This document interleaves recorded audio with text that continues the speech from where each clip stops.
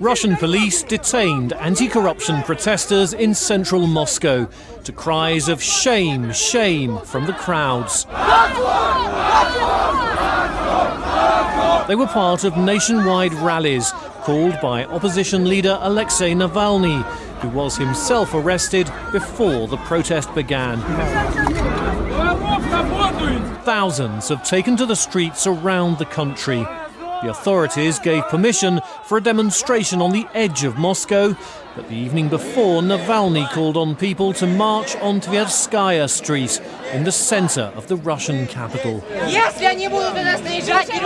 The protests kicked off in Vladivostok, in Russia's far east, where demonstrators were also detained. This protester managed to pull himself away from the police.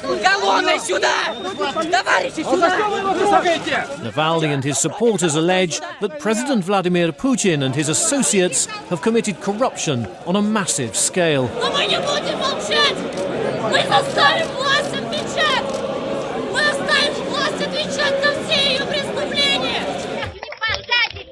These people were among those detained in St. Petersburg. Like Navalny, the organiser in the city was arrested before he'd even left his home to attend the protest. Around 5,000 people took part in the protest in Novosibirsk in Siberia, according to organisers. The crowd marched along the banks of the Ob River on the edge of town, chanting "Russia without Putin." In all, protests were planned in 200 towns and cities across the country. These were the scenes in Kazan, the capital of Russia's Tatarstan region.